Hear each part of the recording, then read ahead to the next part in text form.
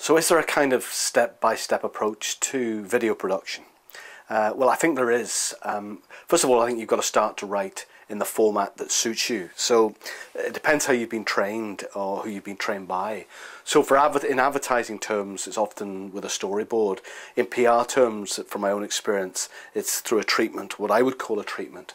And the way I write is that I have a piece of paper, and on one side is a titled vision and the other sound. And under vision, it's everything I see as part of the video, and under sound, it's everything I hear. So that might be the presenter, the voiceover, the music, special effects, noises, and so on.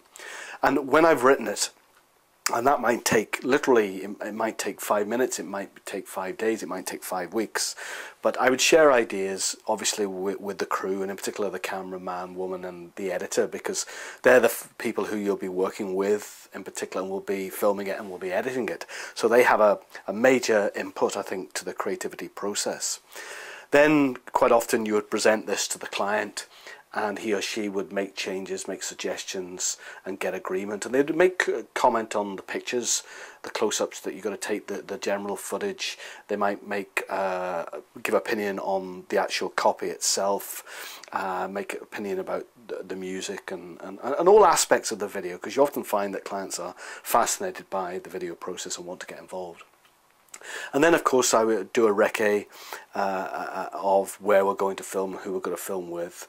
And then, very importantly, you work out a production schedule, which is very, very important given the fact that you're working to a budget. So every day there should be a timetable of filming, who you're going to interview, the locations, what exactly you're going to film. And this, as I say, must be very detailed, very, very specific indeed. And on the day of filming, then I would be able to tick off every single thing that I thought of that needs to be done. When filming, therefore, I fill in a log, and in the notes that are attached to this video, you'll see a typical log. And the log, as I say, will be based on timing of footage, and as you beside the timings of the footage. So if you're still working on tape, it will be tape 1, and then every minute you'd locate or you'd write down exactly what you filmed on that particular tape. But of course, we're moving on in technology, and some of us are not using tape anymore.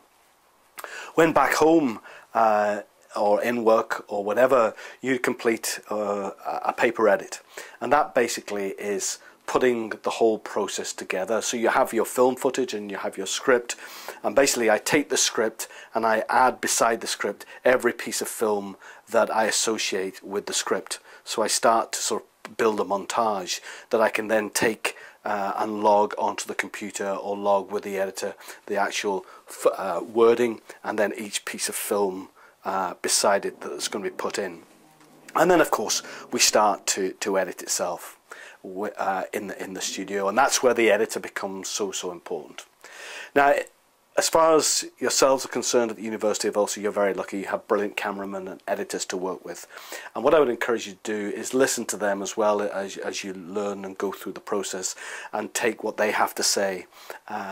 Don't obviously just listen to myself.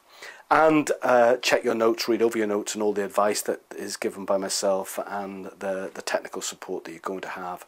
And above all, stay true to yourself and your own creativity. But at the same time, view examples of other student work of what they've done. Watch some film, watch some television, and literally get inspired.